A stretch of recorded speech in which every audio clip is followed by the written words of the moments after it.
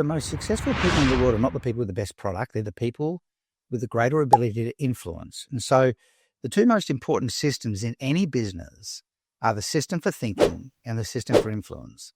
What is your system for elevated thinking and accelerated influence? Now, in my world, it's visual models. The models are a system for thinking and influence. But what is your system that allows you to think deeper, more richly, and more powerfully than everybody else in the marketplace and solve bigger problems? And then what is your system for communicating in such a powerful way that everybody just gets it, that allows you to communicate with simplicity without dumbing down, simplicity without dumbing down? And so the most successful people are the greatest communicators invariably. And selling is just a form of communication.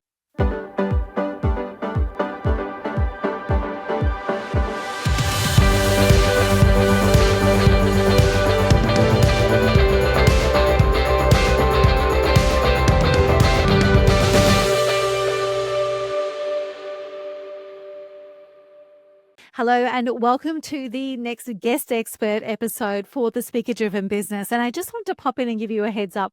This is a longer than usual podcast episode. And the reason being is that it was such an extraordinary conversation with so many insights and it was so rich that we went well over time in the recording. And in reviewing the content, I made the decision not to hold back. I made the decision that all of this was so incredibly valuable that we should bring the whole lot to you. So this is a longer than usual episode, but I want you to strap in because it is also jam-packed with so much that you're going to love. If possible, don't be driving while you're listening to this one because you're going to want to stop and take note and actually think about some of the things that we're going to bring to the table on this. And I also wanted to jump in here and in apology and in advance, I give my apologies. I'm not the best podcast host on this one because I was so drawn into the conversation, the work, that I forgot for a moment that this was all for you. So let me introduce you to this extraordinary guest that actually made me forget my place. Simon Bowen is the creator of the Genius model. He is one of the best visual models experts I've ever come across in my life, and he is CEO of the Models Method. His work is actually now used in more than 30 countries around the world in every industry you can think of, and very diverse, from everything including tech and startup through to defense and defense industry and down to one-to-one professional services. Simon's generosity and insights in this episode will deeply impact your working world. I can almost guarantee it. Now, this episode is across Spotify and Apple and on iHeartRadio. It is an incredible episode no matter where you choose to inhale it. But if you want the full experience and the full impact of Simon's genius, then do head across to our YouTube channel to watch it there and to actually see some of the visual models at work behind what he is saying through the podcast. This is a full immersion, no holds barred, absolute game changer of an episode. And I can't wait to hear what you think. Let's get started, shall we? Welcome back to the next episode of Speaker Driven Business. And this is where we actually start mixing up with our dream experts together with our dream speakers. And I'd love to introduce you right now to Simon Bowen, who is the creator of the Models Method and the Genius model. Simon, welcome to the show. Oh, it's a pleasure to be here. I'm really looking forward to this conversation because we have so many people online and watching this who are actually really going to find this useful. But where I wanted to start with was I've got to know you as the models guy, and I'm going to share a quick little story very soon about my resistance to models. But I've got to know you as the models guy, and I also know that you're very much you speak around the world about bringing wisdom back into leadership. How would you describe yourself? We've got all these titles, all these things that you're known for. How do you describe yourself? I was coaching. I've done a lot of CEO coaching over the years, like very private in their office with no one else around, and one of the CEOs of a large $500 million mining company that I was working with said, you're like my secret weapon. I can come and ask you almost anything, and I know you'll have a view and you'll have a way of explaining it. And that's true because I'm looking at things from outside the lens of the person that's inside the issue. And, we use visual models to explain complex, contentious issues because it takes the ego of the conversation away from the people and places it into the model. So there's a deep psychology that occurs when you work through the language of visual models. And so I do leadership development work. I help companies position into the marketplace. We can capture the entire genius of a company into a single model that you can explain in about 7 minutes, the genius model. That changes everything on the sales end and on the internal alignment end. But fundamentally, I think business is the most powerful force for good on the planet. Absolutely. Yeah, it can do things governments can't and charities can't. And so how would I describe myself? I'm just this person that's on a journey to have a deeper sense of wisdom in and around the business world, so the business is actually a force for good. And therefore selling should be the most noble thing any company does. I love that. Yeah. So I'm in the world to kind of foster deeper thinking. Yeah. I really love that you said the line that you just said about selling should be the most noble thing within that business, because one of the conversations we're having a lot of at the moment across our programs is if you're here to make a difference and make an impact, because most speakers and experts, that's what they say they're here for, you have to actually embrace selling because it is your oxygen. Like you can't actually make a difference if you're not selling something, even if it's an idea.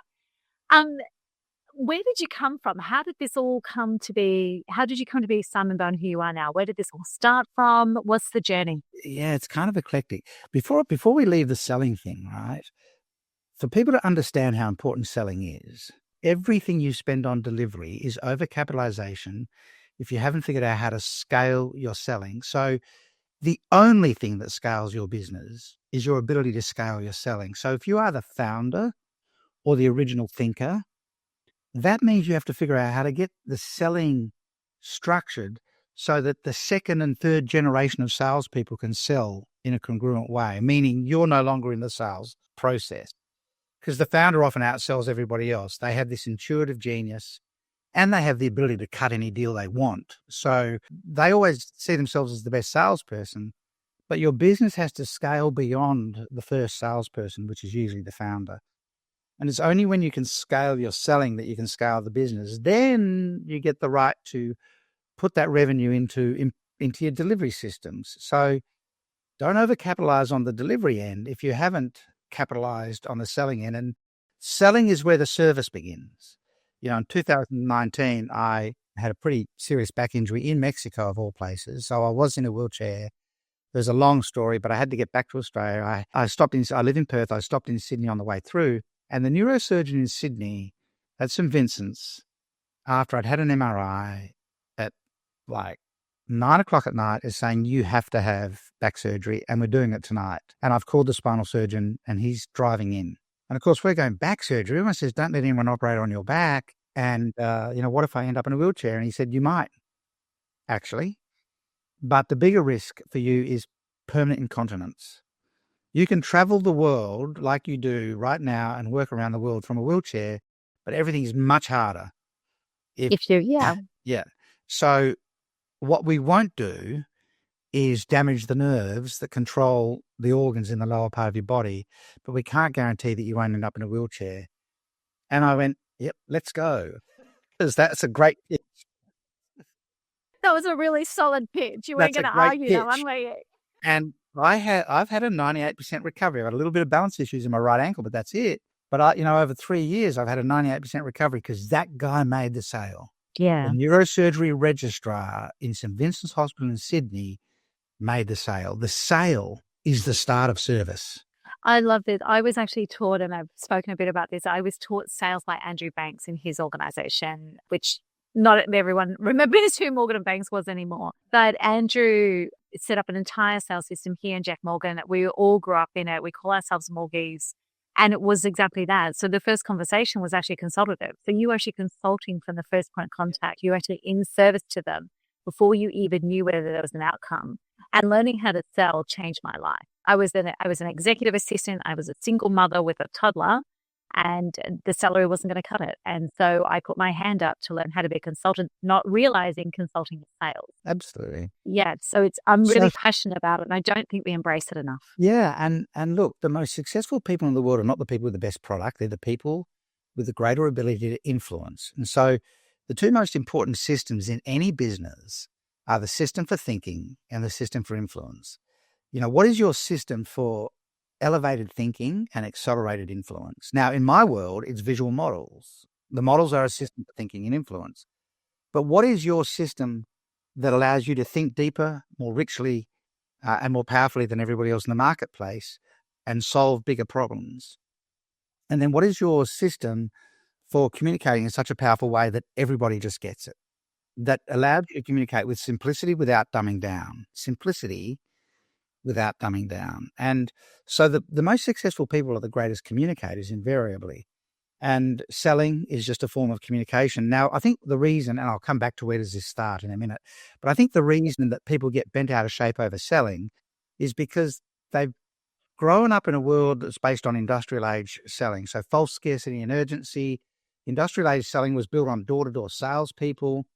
And foot in the door selling. The term foot in the door selling came from people going door to door to sell vacuum cleaners. And they used to get a shoe, leather shoe, where the sole of the shoe was wider than the foot of the shoe. So that if you got your foot in the door, they could slam the door on and it wouldn't hurt your foot, right? And most people have been sold to like that. And anyone that has to sell often approaches, I've worked with thousands of salespeople around the world and sales teams and companies. And a lot of people that approach it as a customer. They're going into selling with the mindset of a buyer, how we like to buy. One thing can change your perspective on selling entirely, and it's what I call buyer safety. If you sell in a way, market and sell in a way that makes the prospect safer with you than they would be with everybody else at every step of your marketing and sales sequence. So people want 5 levels of buyer safety. They want safety in anonymity. They want to check everything out about you without you knowing they exist. So what's your LinkedIn profile like? The first thing they're going to find about you is your LinkedIn profile. Get that sorted out. And does that make them safe? Your website. They want to check everything out about you without you knowing they exist. Then they want safety in numbers. They're happy to be on your mailing list or in a room with you as long as there's lots of other people there. Then they want safety in process. They raise their hand and go, I'd like to talk to you, and it's me, but they want to feel like they're in control of the process. I could cancel that appointment at any moment. I'm in control.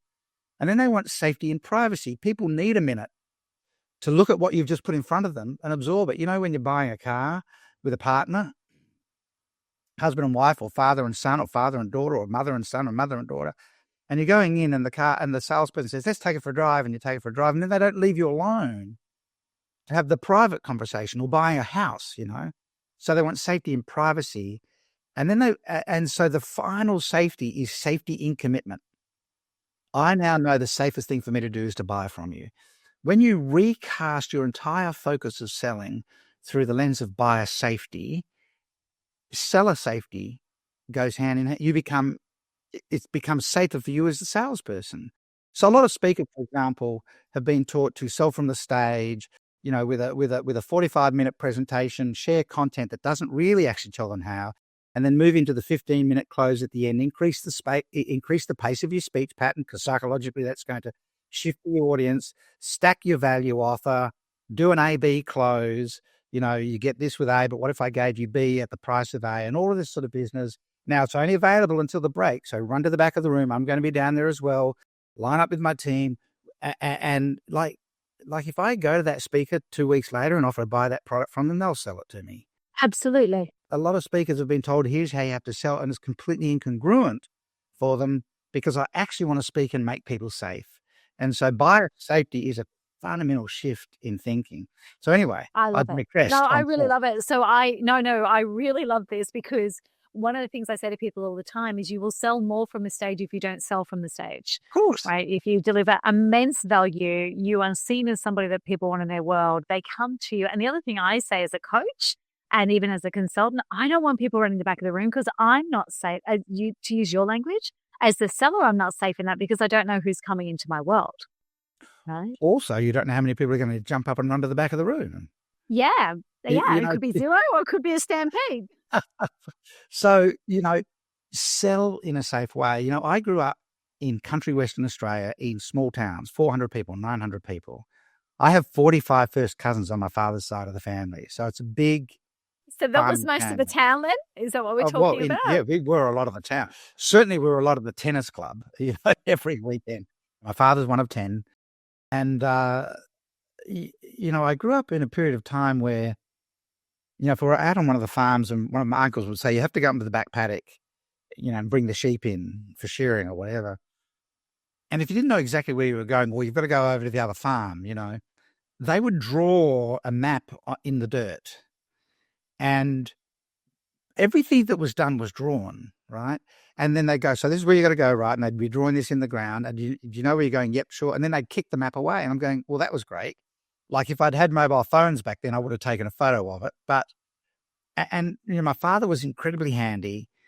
He was a white collar worker for much of his life, but he could build anything. And I grew up witnessing him drawing a rough diagram on a piece of paper, and then he'd go down the shed and build a full-size wall cabinet for Mum in the back of the house. And I started to recognize that the metaphysical movement of big ideas in the real world is almost always through a drawing on paper.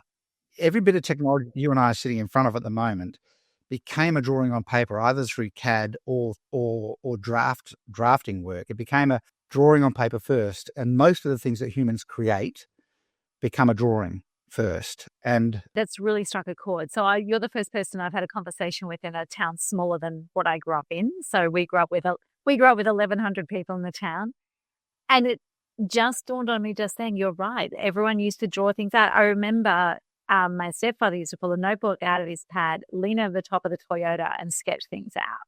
Like you just said, this is where you need to go. This is what you're looking for. And I hadn't even thought about that because we were in this era, we were raised to look at things visually, weren't we? Absolutely. And it's far deeper than that. The first thing a child puts to paper is drawings, not letters and numbers. And it's usually not a great drawing, but the parents go, that is amazing. You're a genius. And they frame it and everything else.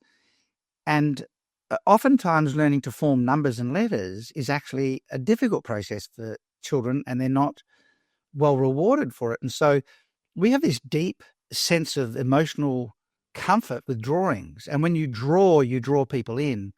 And so when we talk to people about building visual models, we're not talking about PowerPoint. When I speak at a conference, I'm drawing on my iPad, and my drawing is going up on the screen. And I'm always the most remembered speaker because I'm not using PowerPoint, and I'm not, humans are analog creatures living in a digital world. And so when you click through PowerPoint, which is digital, click next, as opposed to drawing a sweeping line or whatever, which is analog, people connect to it. The oldest form of recorded history is cave art. Our Aboriginal people, 60,000 years old, and it's drawings and then hieroglyphics and everything else.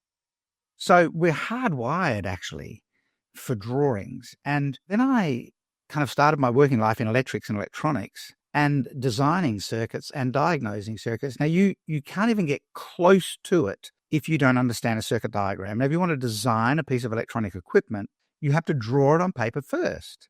Otherwise it won't work. You'll have, conductors crossing each other and shorting out and things like that. And if you want to diagnose it, you go straight to the circuit diagram to understand on paper what is happening because you can't see electrons moving. And then I thought, once I worked in the transport and motor industry, and then I thought I'd be a high school teacher, and I went to study that. Well, they sent me to a school for about 12 months, which cured me. And I realized I had to work with adults. I couldn't hang out with teenagers for the next 40 years. And so, but when you're teaching a bunch of 17-year-olds, and so I also started lecturing in TAFE and then also lecturing in the Faculty of Education at university, you're tutoring a bunch of 17-year-old, in those days, it was in the motor industry, so predominantly boys, in physics and Ohm's law.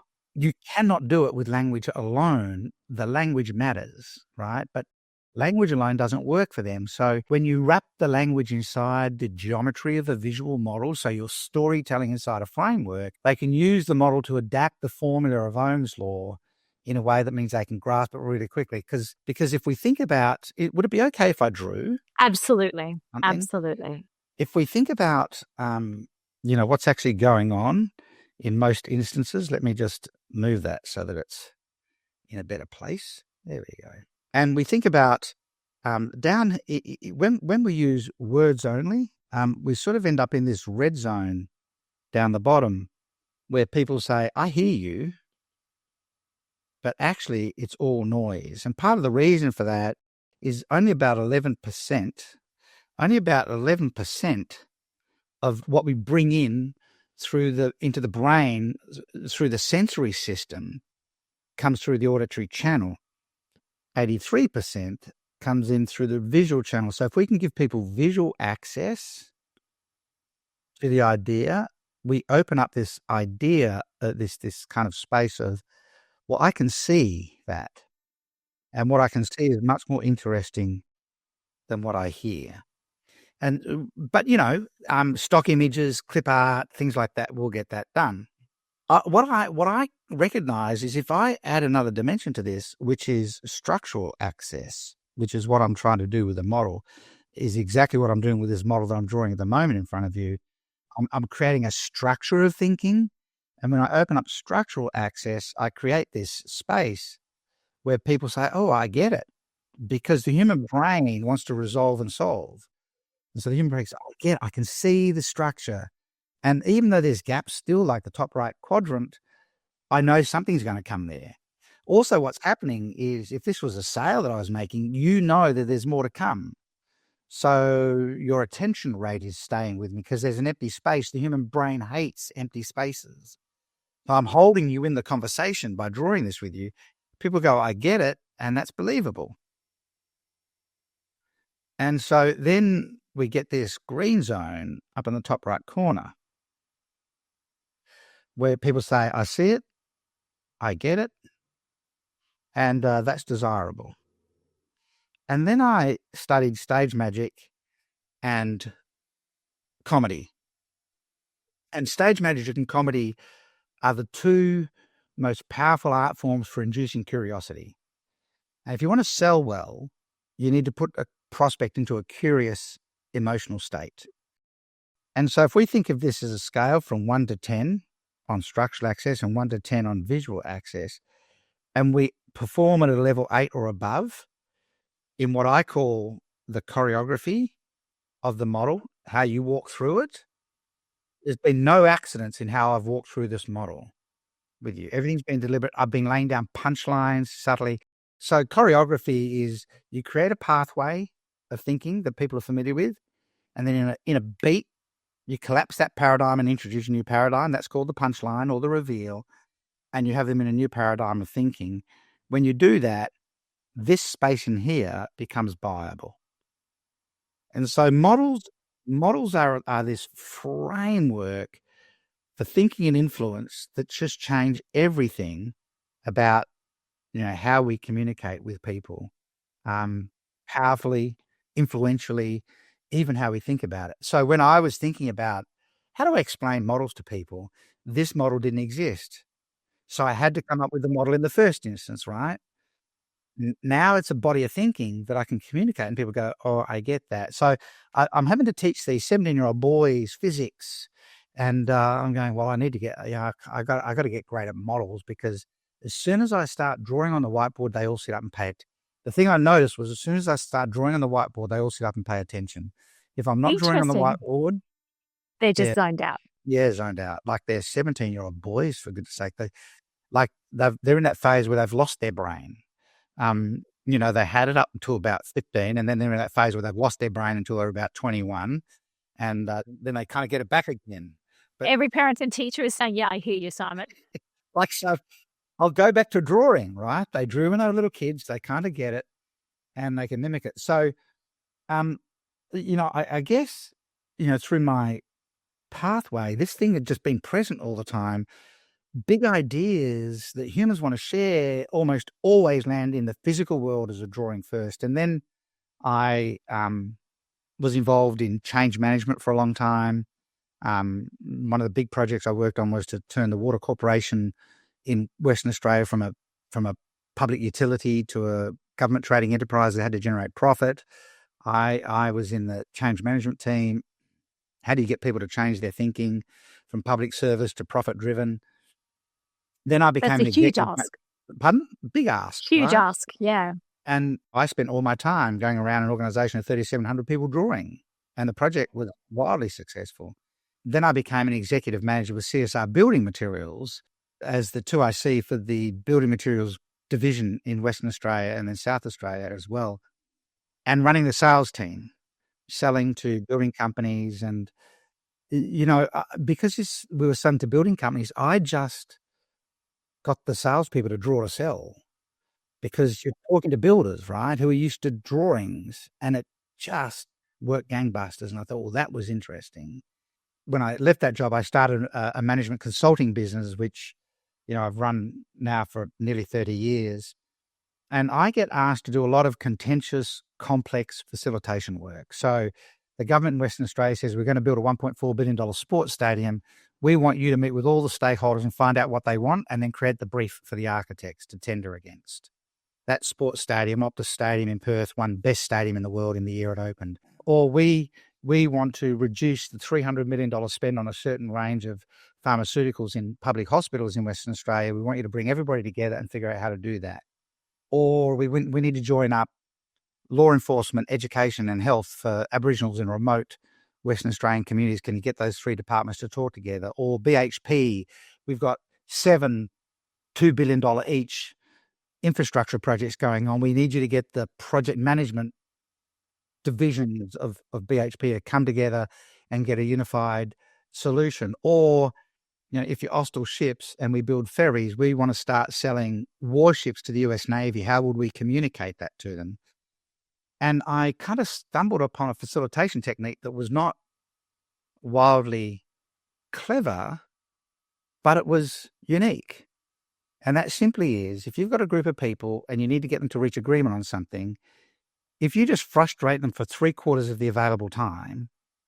So if the government said to me, the government would say to me, we've got 200 people who disagree on an issue. They're at war with each other, but they're unified in their hatred for us as government. Yeah. And we're going to So put them in that's a room. keeping them there. You've got 2 hours. Can you get them to agree? And I garnered a reputation for doing that. But all I did was frustrate them for 90 minutes. At the 90-minute mark, I'd go to the whiteboard and I'd say, I think I can draw this for you. Now, that language was specific. I think I can draw this for you. And everyone sits up. They go, oh. And I would start building a model. So there's 3 parts to a model. The first part is geometry. And so I always start with, what is the best geometry that's going to get this done? And so I'm spending that 90 minutes working that out. Working out the geometry. By the way, it's not hard to frustrate people. You just make sure everyone gets listened to equally. Because they don't like that at all. No, people hate the idea that everyone else is being heard equal to them. So you just spend 90 minutes listening to everybody, trying to figure out the geometry. And then I would go to the whiteboard, put the geometry up, and then facilitate the model out of the room, get them to fill the model in. And people find it really difficult to disagree with something they help to build.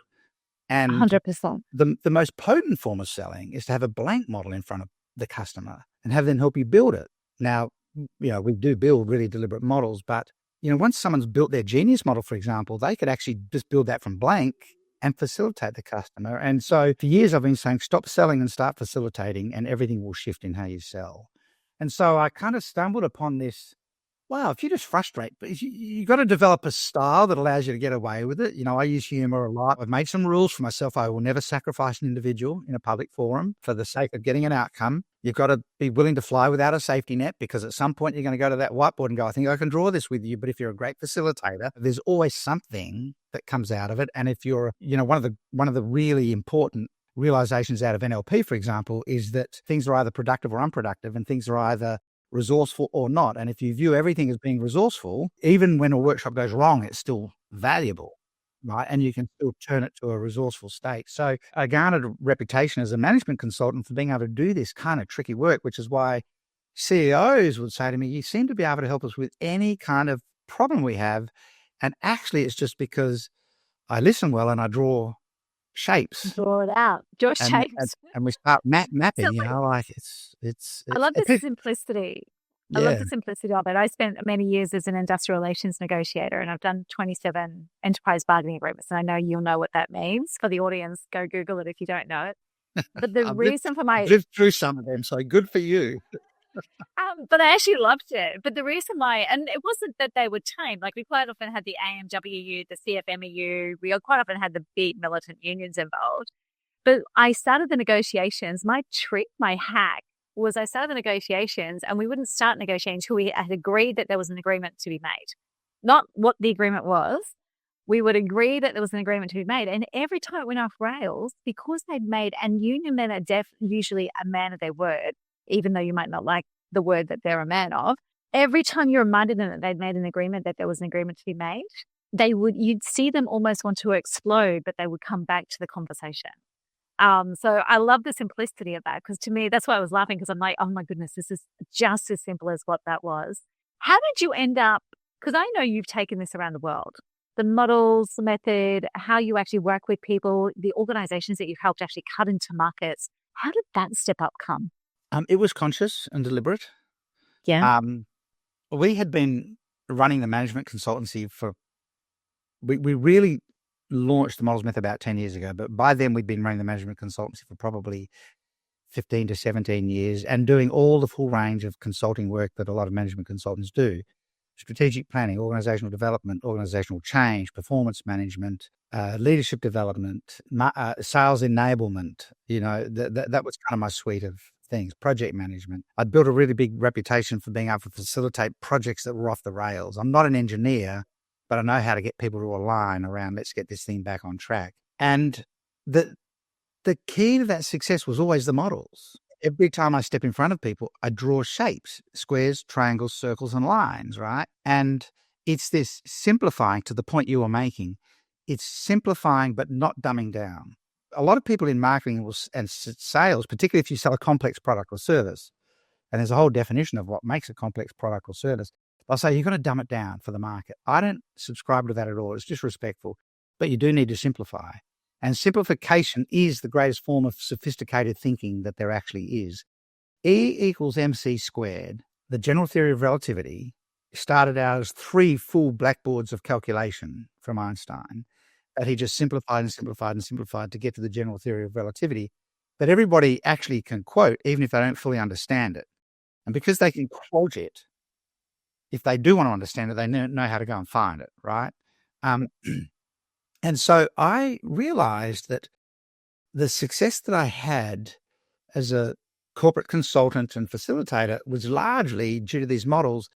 And I had always sold with models. Whenever I had a meeting with a client, I didn't carry lined paper. I carried a sketch pad. And I'd draw and they'd go, could I get a copy of that? And I used to actually carry a camera before we had mobile phones with cameras on them. And I'd go, well, I'll take a photo, and I'd tear the pages out and give it to them.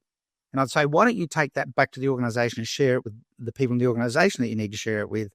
Because the next thing that makes sense is for me to come complex sales disappear. Correct. So I've turned them into a salesperson, because I'd say, why don't you take that back to the organization, share it with the people that need to see it? And if you need me to come in and walk them through it, I'm happy to do that in a complimentary workshop. That's the most genius thing I've ever heard out of you, Simon. Like that, and I know that that's how you operate, but that is because the biggest problem with people moving into corporate is they're trying to understand how to actually engage with a complex sales environment, and you just actually made your contact your champion. Yeah, correct. Because you're engaging with a forward scout who's been sent out by the organization to find out, this is a really important thing. Anyone that's making that bridge into the corporate market, you're engaging with a forward scout who's been sent out to find out who they should not talk to, not who they should talk to. The forward scout's trying to filter out who they would not put in front of the organization, because the forward scout's career is attached to who they put in front of the organization. So they're thinking about, who am I not going to put in front of my CEO, my COO, my CFO, or whatever? And so I would draw, and they're kind of engaged, and they're going, that's incredible. And I'm going, sure, tear out the paper, give it to them, take this back, share it with the people you need to. But if you wanted me to, I'd be happy to come in. You put the right people in the room, I'd be happy to come in and walk them through these. And actually, I could turn that into a whole project planning session for you and produce a Gantt chart at the end. So whether we work together or not, you and the rest of the people will have a project plan. And 70% of the time I'll get that meeting, and 90% of the time I close the business in the meeting before they know the price. Because I've just shown them the solution, not told them about it, but shown them the solution and given them the pathway, which is the project plan. And the ego of the whole thing is attached to the models, not to me. So I'm not having to say, I'm the best in the market, I do this and I do that. No, the ego the models of this talking. is the models. Yeah, the models are containing it. And so I'd always sold like this. And, I had a colleague at the time that was in a lot of my sales meetings, and she also helped a lot of other consultants. And she said, you should teach consultants to sell like you sell. And I said, what do you mean? She said, with the models. And I said, don't be ridiculous. Everybody uses models. She said, no one uses models. This is models. Not the way you use it. No one talks through them like you do. No one's using them the way you do. And so she set up a workshop for consultants that they could pay to come to, and in Perth, where I live. And it just went incredibly well. And so we started teaching in Australia, but I also recognize it's hard to be a prophet in your own backyard. It's often easier to leap to a new market where you're not known and open it up. And the US was logical. I'd had some involvement with the US through other kind of businesses, and they buy differently. They buy faster. When they see value, they just jump on it. And so I just decided I'd go straight to the US and then come back to Australia as a world recognized authority in what I do. And so we just went straight to the US, literally. And a lot of people say to me, how'd you build the network in the US? And my answer is go and spend the same amount of money I spend on getting on planes. Yeah. You were actually physically there. Yeah, no market is free. And a lot of people go to someone and say, I'd love to tap into your network. And anytime you say that to somebody who has a big network, in the back of their brain, they're thinking, but well, apply the same amount of effort investment that I did. And unless, or have you got something equivalent to my at-risk investment and effort for me to want to introduce you to my network? Have you got some sort of equivalent value? Because I spent hundreds of thousands of dollars flying backwards and forwards to the US, and over a 10-year period, we travel to the US 3 to 5 times a year. That's 30 hours each way just in flights for me. So I had a really serious look at the US. I didn't want to go at top of funnel. I wanted to go to middle of funnel. And so I didn't want to do paid ads or try and break in through social media or anything else at the top of the funnel. So I just looked at the middle of the funnel and I targeted. We always have a list of people that we want to connect with who we currently don't have access to. And so a lot of people say when you want to connect with people, figure out how to serve them. I think one of the nuances that we discovered was we just spent time figuring out how to serve their audience. Oh, I love that. And is that where speaking and facilitation came in? Yeah. So I'd meet with people and then eventually people started reaching out to me.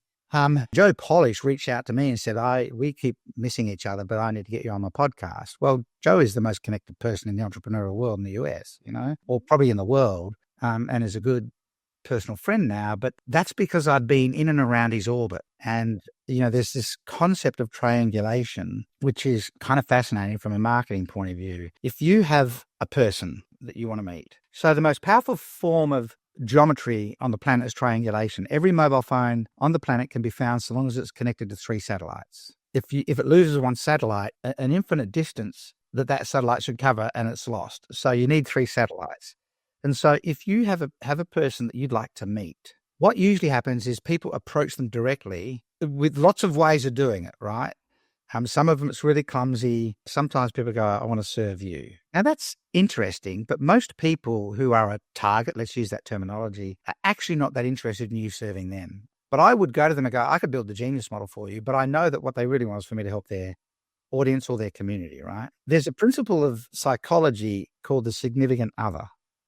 The significant other 1 and the significant other 2. And so if a psychologist is working with someone who needs to be supported, they'll often say to them, give me the names of 2 other people who are significant to you, who you would go to if you really, really needed to and you couldn't get in touch with me. And now that person's triangulated. Mm-hmm. So it doesn't matter where they move within that, 3 people Someone's have them. got them. Correct. And it's even better if the significant others have a connection to the primary person and to each other, right? And so in marketing, before you approach, I wanted to get the connection with Richard Branson. I had to figure out who the significant others were in his world that he had a trusting and deliberate connection with. And there's a key caveat on this in a minute. And they're easier to find, actually. And so then here's the difference. When people approach somebody to try and serve that person to get into their world, there's a lot of tension attached to that. But and there's total resistance. Yes, totally. When you're talking to the significant other, I don't actually want this connection from them. I want them to do that voluntarily. I want them to volunteer the connection. So I actually don't want to ask them for it. So what I have to figure out is how to serve to the significant others. And serving them usually means serving this person's community in some way. And so I was able to show through Virgin Unite, the charity arm, I was able to help these two people build visual models for Pride and Purpose, which is a charity aimed at building education, fresh water and commerce for villages, really poor villages on the Sabi Sand in Africa, and a genius model for the Maharishi Institute, which is a tertiary institution providing free business degrees to people who live in poverty, living in Soweto with rats running over them at night time. 50% of the young adults in South Africa have PTSD. They're very well educated. Everyone goes to school, but they can't get to the tertiary level. So the Maharishi Institute's based on an hour of transcendental meditation at 8 o'clock every morning and an hour of transcendental meditation at 6 p.m. every evening. They're there for the whole day in between those two. They have to do the meditation. And the rates of PTSD plummet. And now the Accenture Consulting Group in South Africa only take graduates from the Maharishi Institute. So Wow. I'm able to go to them. And Richard Branson had said to Teddy Bletcher, who runs that, if you could bottle this, we could get people to donate like crazy. Well, with a model, I can actually bottle it.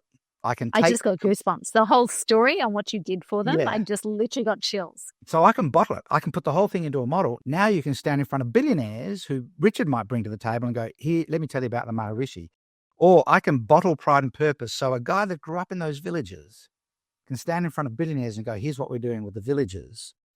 And I've got footage of this guy delivering it in the dining room at the lodge on Branson's estate. And then these people start talking to each other going, have you done the work with Simon? And so now this network is built. The person that you want to get to has an orbit around them. And the only people that let you into the orbit are these people. And if you force your way into the orbit, you're on the outer. And so I'm on a trip to South Africa with a bunch of other people. So I'm within his orbit, but Richard's on the trip. And these people, so we're having dinner on the first night, and this person says, I'm going to sit you next to Richard at the table because he likes an intelligent conversation. This person the next morning on the drive says, I'm going to put you in Richard's car because he really enjoyed the conversation last night. At some point, this person says, have you seen the models Simon's built for us for Maharishi Institute? Oh, has he? Well, yeah, he's bottled the Maharishi Institute. So at one point, I end up in a 45-minute lunch with just Richard and myself out on the deck at the lodge talking about models and things. And it changes everything. And so triangulation is this process of go and figure out there's nothing wrong with figuring out who you want to connect with. I don't see that at all as manipulative. And the big caveat is as long as it's in service of something, right?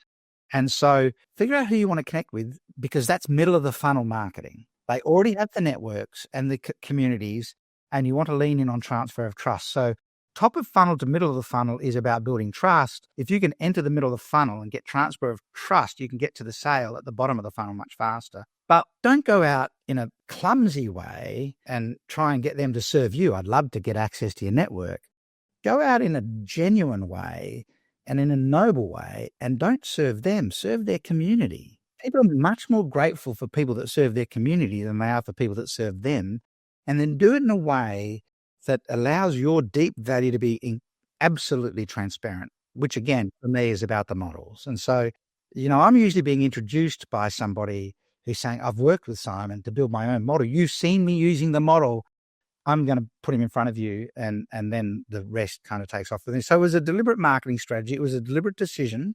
And then, of course, the US opened up the rest of the world. Yeah, absolutely. Absolutely. So you're quite global. You're traveling all the time. What's the main thing you're doing when you're actually traveling? Is it the models? Is it the seminars? Is it speaking? Where would you put that bulk activity when you're traveling? So we deliver everything from Australia on Zoom so that we're an export company. The travel is actually always middle of the funnel marketing. So I'm at events, speaking on stage. I'm in the US, meeting with people one-to-one, recording podcasts. I do a lot of that on Zoom like we're doing, online like we're doing today as well. But if you really want to build the relationships with people, you've got to get on soil.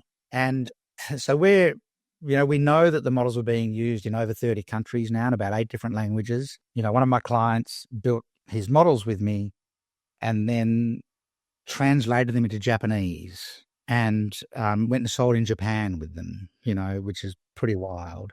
That's really wild. Outsold a very tall, very well-known person in the personal development space. You must love that lot.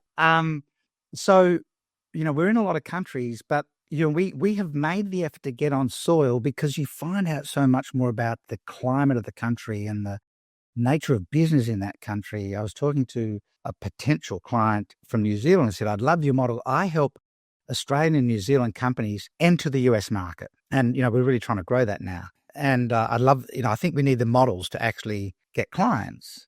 And in the conversation with him, I said, when was the last time you were in the US? And he said, about 10 years. I said, well, how do you even deserve to actually do this? Oh, I love that question. What gives you the right? Well, because I know how to navigate the legal processes and things like that. My response is correct. But the only thing that's going to make someone successful in the US is if customers buy from them. And so I interviewed the founder of Ugg Boots for my podcast. And, he's this guy that went to California to surf, and all the other surfers are looking at these sheepskin boots that don't deteriorate, don't get mold. You can wear them wet, you can wear them dry. They're going, they're amazing. Where to get them from? But it was a 10-year journey to get people to buy them. So what gives you the right to say you can take Australian companies to the US? And why would you take them to the US? Why wouldn't you just take them to California? That one state is twice our population. So why would you say you've got to be on the East Coast, on the West Coast, in the North and in the South? Let's do the next step. Yeah, strategically, what's your plan? Or go to Texas. It's nearly twice our population. What states will the product fit in the best? Like if it's a farming product, don't spend time in California. But now you're in the Midwest. So culturally, how's this company going to connect to it? So the models are great and they will help you to sell, but do you really deserve to bring that product to market? And so I suggest you go and travel to the US and spend some time there because you've not been on soil for 10 years.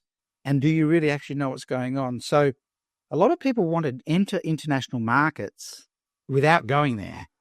That actually sums up, and you would know this from some of your exposure, it sums up the speaking industry. Oh, yeah, sure. Speakers want to crack the US, but they won't go and spend time. They simply want to find an agent or a bureau that will represent them. Mm-hmm. And that bureau's got 1,000 people on their books who are active physically in the US and understanding the challenges and the issues. So what would you say, like from a speaking perspective, what would your piece of advice be to people? Exactly the same? Well, you need to spend some time on soil. And that seems a bit laborious to people, like get on a plane and go there and things like that. The digital world does not answer everything, right? But I became fascinated with the idea of company genius. So I can capture the entire genius of a company in a single visual model, the genius model, which looks like this. And you can walk through it in about 7 minutes and explain the entire genius of what you do, and it's kind of mind-blowing. Founders and originators of ideas, 100% of what every speaker brings to the market is made up of two things. 80% of what every speaker speaks about is exactly the same as every other speaker. Same tools, techniques, tips, strategies, structures. It's probably all come from the same source material, for example. Somebody originated a body of work, and so many people are just modifying their portion of that. But 20% is your unique perspective. So I didn't invent models. Somebody else was working with squares, triangles, circles, and lines well before me. I certainly didn't invent the Venn diagram, right? But I grew up in the country with uncles drawing in the sand, in the dirt to show me how to get to the next farm. I worked in electronics. I understood the power of this drawing on paper between a thought and the physical thing. I had to teach 17-year-old boys and get them to understand physics and chemistry, stuff they just didn't want to learn. I had to get salespeople to be able to sell complex products and services to building companies and discovered that drawing actually mattered. I'd always worked through models in complex, contentious, or even conflict-based conversations, and I started to understand the power of models. I played sport at an elite level in my youth, but my mum is a great piano player and Dad was a wonderful singer. So I also grew up in musical theatre. And so I'd spent time on stage and I understood the power of the performing art, and I became obsessed with stage magic and comedy. So I knew that if you could get a prospect into a state of curiosity, you're halfway home on the sale. And so I started to really dig into, great, you can build a model, but you've got to build the choreography that goes with the model. You've got to figure out how to walk through it with a pathway and a punchline where you collapse the original paradigm and introduce the new paradigm, but in a way that's safe. My unique 20% changes everything about that 80% that everybody else does with models. And now my total genius is seen as unique in the marketplace. All of a sudden, I've absorbed the rest of this into my uniqueness. So these days, someone sees somebody else using a Venn diagram without the segments around the outside, and they send it to me and they say, so-and-so is using your model. I go, no, I didn't invent the Venn diagram. It's just the Venn diagram. It's just the It's a Venn genius diagram. model. It's just the Venn diagram. But people kind of look at geometric shapes and go, they must have worked with you. The 80% has become absorbed by the 20%. Here's the problem. This is usually contained in your intuition. And that happens so fast that we don't think to explain it to anybody. When you go on soil into a country and people have time to hang out with you, the problem with online only and digital only is people don't have time to hang out with you. They only have time to learn from you or hear from you. But when they have time to hang out with you, so if I go to a conference, I never just go, deliver my keynote and leave. I sit in the room. And what happens is people start to realize there's a depth of intuition and wisdom in what he does that is not obvious, and I need to know more. And Yeah. now you're starting to build a market based on profound genius, not just superficial genius, or not just superficial knowledge, but profound genius. And it's hard for people to understand just how unique your perspective is, that 20%, how important your intuition is, and who you are as a person just through Zoom. Goodness me, we can't even tell how tall people are on Zoom. No, not at all. So you meet them for the first time and they're towering over you, or they're super short, and or they're down. yeah, and you're kind of shocked. So how will we ever tap into who they really are as a person? And so, when a speaker wants to break open a new market, I think you have to budget a part of your marketing. Your marketing budget isn't just about paid ads, top of funnel. Really think about how you can enter the market middle of the funnel, which means you've got to figure out who are the people in the market that could be most important to you. Our entire North American market opens through one person. Amazing. Can you tell us more about that? Well, someone said to me, I've got this group and I'm aware of what you do with models, and I'd love you to jump on Zoom and show people models. And I had not spoken to any groups in the US at that point. And I said, yeah, I'm happy to do that. Do you want me to fly there? And he said, no, we'll do it on Zoom. And so it was 3 a.m. in the morning for me because it was a daytime workshop for them, about 50 people in the room. And so I'm doing my thing. And you know what it's like on Zoom when there's a group of people in front of you and then there's you, and you can't tell whether this is landing or not. Now, he's a particularly good facilitator. So every now and again, he'd go, wait there, Simon. He'd ask the group a question, they'd answer, he'd lean in and go, this is going great, and everything else. So I did this presentation for about 45 minutes at 3 a.m. in the morning. There was a number of notable people in the room. One of them was Dan Martell, who many people might know from Buy Back Your Time. Very notable. Yeah. And I helped Dan write Buy Back Your Time. Dan engaged me and said, I want to work through models to get my thinking straight. And then I'm going to write a book called Buy Back Your Time. And then the buy back loop came out of all that. So Dan and I met many times, built models to kind of shape his thinking because we're using models as thinking tools. And then he wrote Buy Back Your Time. I helped him build a model for SaaS Academy, which was his coaching business. It put millions of dollars on the bottom line in additional sales. Dan's a good friend now, but Dan was sitting in that room and and with another guy who's like the Tony Robbins of the French speaking world, Martin Lajalipe, and the two of them are great mates and they were sitting with each other. Dan said to me later, we watched what you were doing on Zoom and both of us knew we had to work with you irrespective of the cost because we'd never seen anything like it. And it would be easy at that point to go, well, that's great. I'm going to jump on Zoom with a whole bunch of people. But it became really apparent I needed to go to the US straight away. And so the question is, what's the next one of these that you're doing? And I'll be live in the room. And that person said, absolutely. And Dan opened up a network, Martin opened up a network, and then it just kind of went from there. Blew from there. And so yeah. You just, sometimes the opportunity drops in your lap. Sometimes you don't know how big it's going to be. I think you've got to show up every time. And I think you've got to be willing to go, you know what, I'm going to jump on a plane and come on over. When you know you've hit the mark. So you could use Zoom to test audiences. You don't want to jump on a plane and spend money unnecessarily, but you could use Zoom to test. But when you know that something landed, how can you get on soil as fast as possible in front of that community of people? Yeah, really interesting tip, because I know that a lot of emerging and established speakers both do Zoom, but it's actually that follow through, because there's times when they land it, they get great inquiries, but it doesn't really launch them. So I really love that. You're still kind of looking like everybody else. Yeah. This is probably a really big question. It may not be. We're already well over time, and I'm just going to keep going if that's you. Sorry. I'm not paying attention to the time. I'm not paying attention to the length of your podcast. That's your job. I'm just happy to be. I'm just happy to be having a chat. I'm so happy to I feel like I'm getting my own personal masterclass. So the audience, make sure you're listening to this whole thing. But one of the things that I just was thinking then, because when it comes to experts who speak, which is really what you're doing, right? Experts who speak, that 20% is so challenging. Is it through the Genius model format that you extract that? Or is there something else that people have to bring to the table? Well, we know how to pull it out of people because a lot of it's contained inside their intuition. I have another model that I built called the wisdom model, which I'm holding in the back of my mind. But people don't, what happened? So when you study, with the fellow that taught me stage magic, said, are you sure? Because if I if I teach you, you will never have wonder and awe from a magician's trick ever again. You might not see what they're doing, but you'll know what they're doing. So, for example, a great magician, they'll say, split the deck and put a half in each of my hands, and they'll be able to tell you exactly how many cards are in each hand based on the weight. They're that good. They can riffle the deck, tell me when to stop, you tell them to stop, and they've counted the number of cards with their thumb. And they'll lift the top off and they know there's 26 cards in that top half.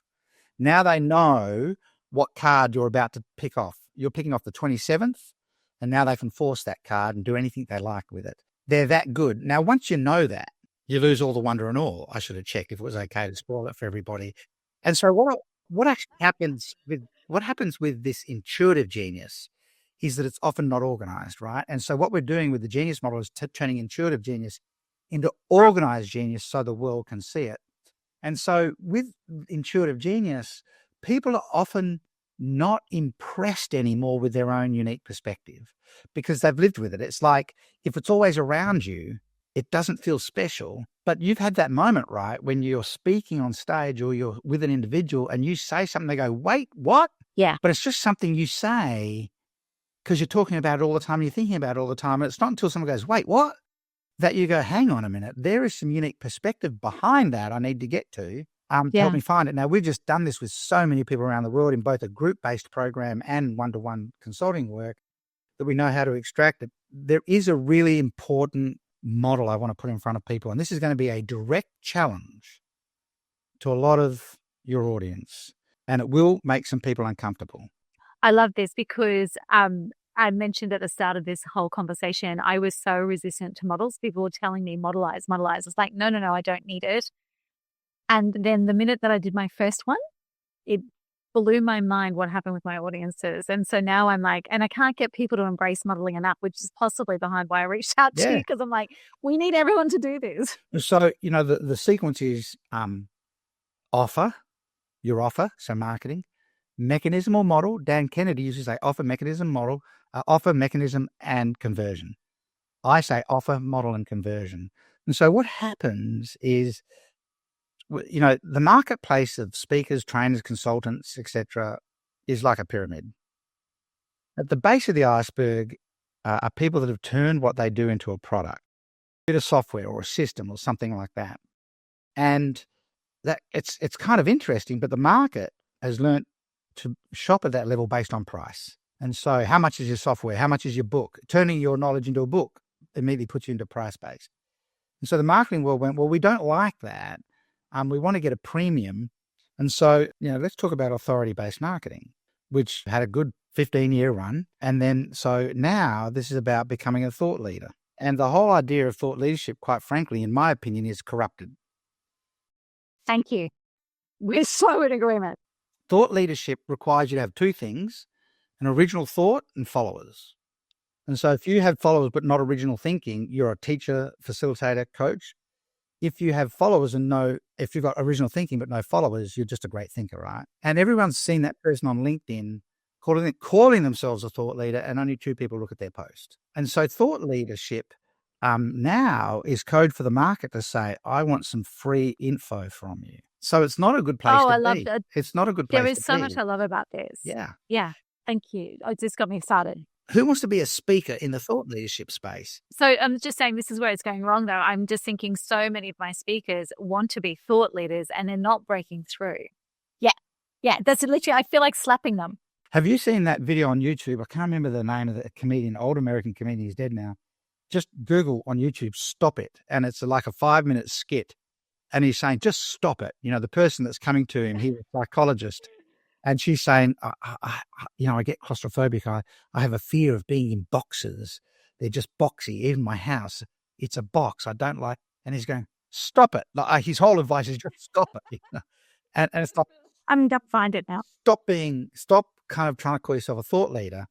The next level up is you become a hero to your client. Now, this is real premium. You do get to charge more money at this level because people are coming to you for strength. People go to the hero for strength. They go, help me out of this. And the hero can get in. They might, whether it's through one-to-one or group-based, but I can get you out of this, right? And that's the level that most people get to. You know, that's worth pretty good money.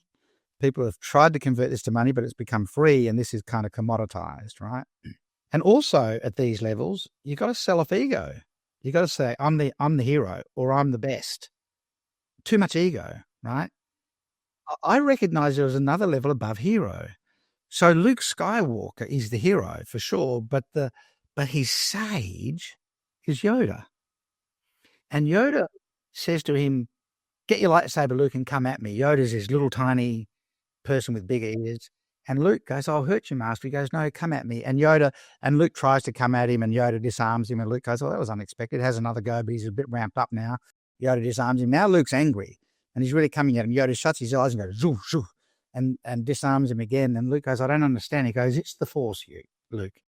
Because the sage comes to the market, and the sage brings this realization to the market that almost no one else has seen, this unique perspective, this way of understanding things that people haven't seen.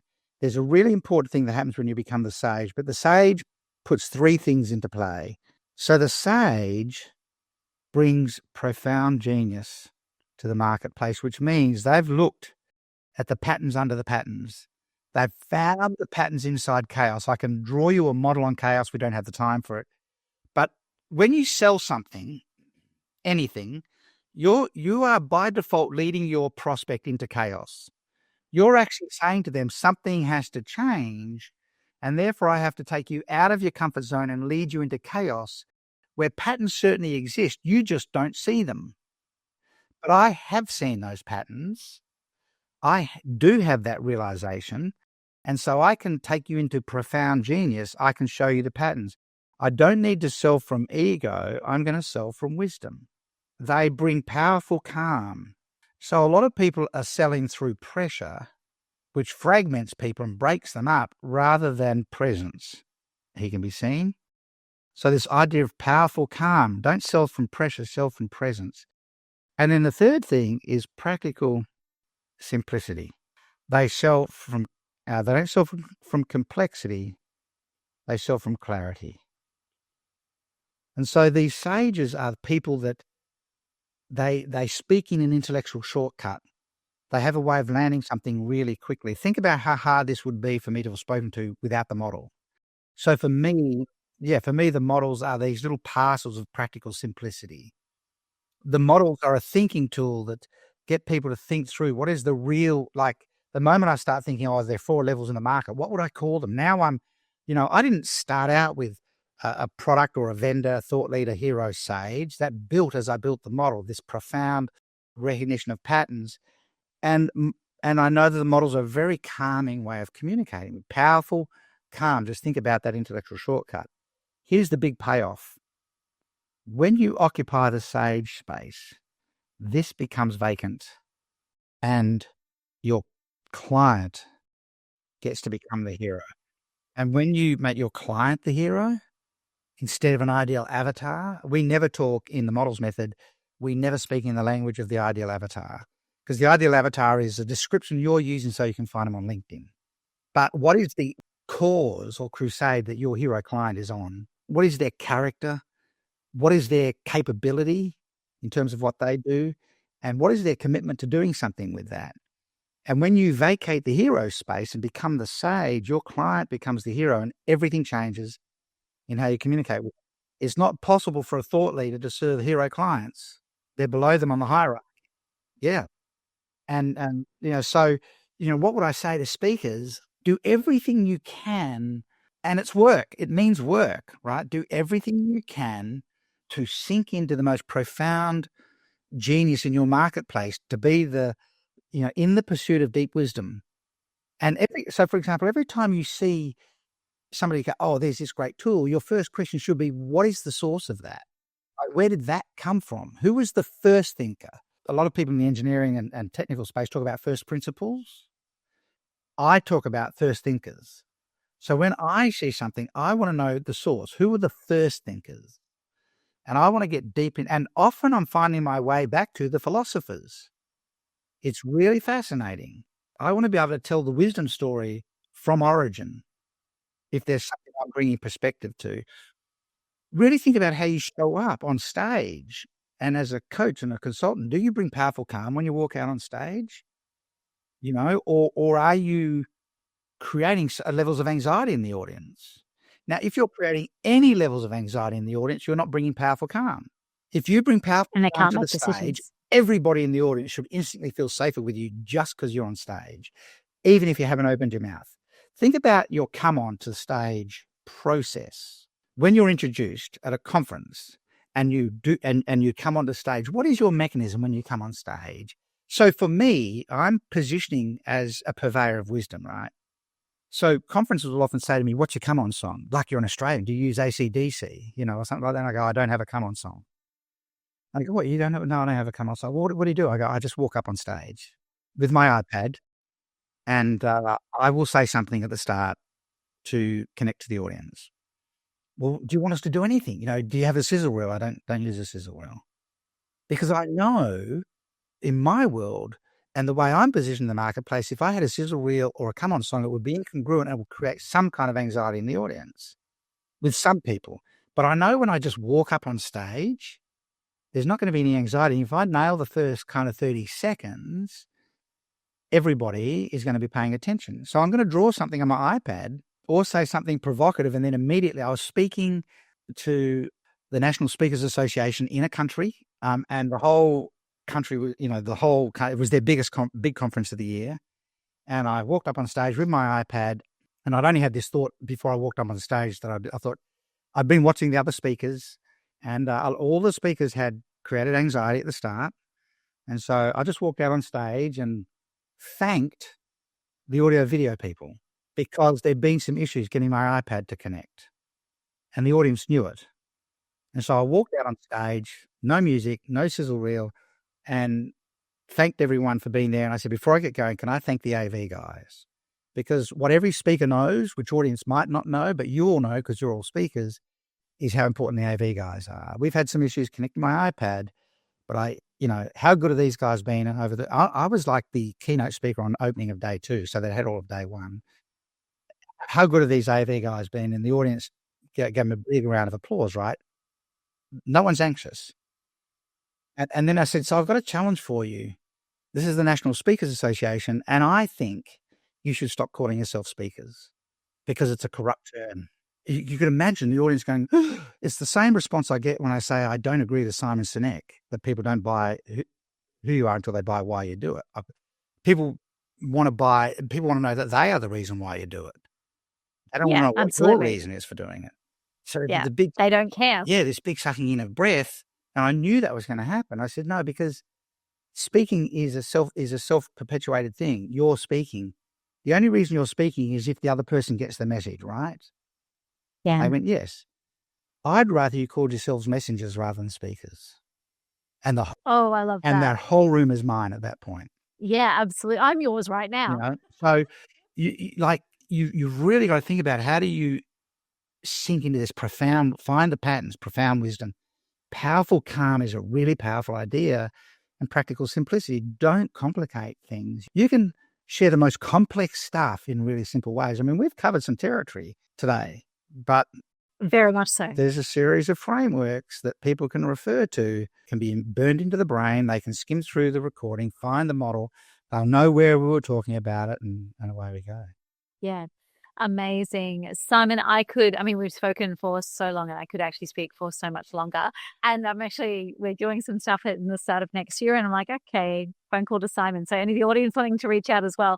What is the best way if someone actually is listening along to this and they want to connect with you? What is the best way to get to you or your team? If they go to modelsmethod.com, they can subscribe to my every month I do a 20-minute teaching. And it's great. Yeah, I turn on 20 minutes on the clock and then I go for it for 20 minutes, right? So, and it's a fun thing to do, but every month I do a 20-minute teaching, which is live. And that's probably the thing that people love the most. I'm always sharing a single topic through models on the 20-minute teaching. I send out an email to my mailing list twice a week, every week. So when people connect to the 20-minute teaching on the website, and I can give you the link for that as well. That would be amazing. We'll put that in the show notes. It basically puts them into our emailing list, and so they'll get an early notification of the 20-minute teaching, which gives them a workbook for the 20-minute teaching and things like that. I'm on LinkedIn. I post to LinkedIn 3 times a week and do a whole bunch of other stuff. We're very, very active on LinkedIn.